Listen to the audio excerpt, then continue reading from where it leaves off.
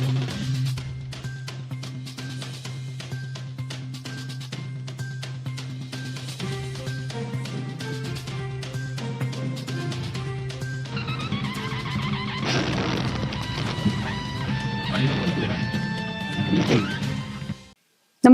आपण पाहता हिरकणी न्यूज.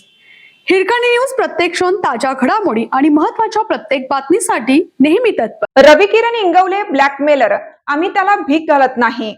उपद्रवी रविकिरण इंगवले हा ब्लॅकमेलर माझा कॅसिनो मधील व्हिडिओ व्हायरल करण्यापूर्वी पैशाची मागणी करण्यासाठी एका व्यक्तीला इंगवलेने आमच्याकडे पाठवलं होतं, पण आम्ही त्याला भीक घातली नाही. अशा पद्धतीने कोल्हापुरातील अनेकांना ब्लॅकमेलिंग करण्याचे, गंडा घालण्याचे काम इंगवले यांनी केलं आहे व करत आहेत. त्याने आज सोशल मीडियाला प्रसारित केलेल्या व्हिडिओ क्लिप सोबत जी ऑडिओ क्लिप प्रसिद्ध केली असून यामध्ये वापरण्यात आलेल्या अपशब्दांद्वारे आमची नाहक बदनामी केली आहे. त्याच्यावर आम्ही कायदेतज्ञांचा सल्ला घेत असून हा ऑडिट केलेला व्हिडिओ त्यांनी प्रसारित केला असून त्यातून लोकांची दिशाभूल करण्याचा प्रयत्न आहे. त्याविरोधात 5 कोटींचा अब्रू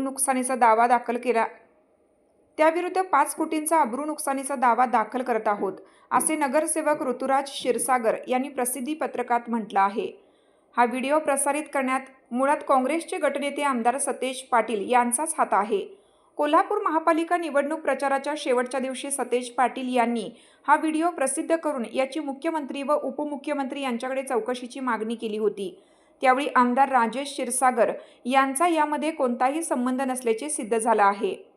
रवी इंगवले कितीही भुंकला तरीही कोल्हापूर शहरातील जनतेसाठी आमदार क्षीरसागर यांचे विकासात्मक, आंदोलनात्मक, सामाजिक, आरोग्यविषयक, क्रीडा, कला क्षेत्रातील जे योगदान आहे, त्यामुळे जनतेचा आमदार क्षीरसागर यांच्यावर असलेला विश्वास कधीही कमी होणार नाही.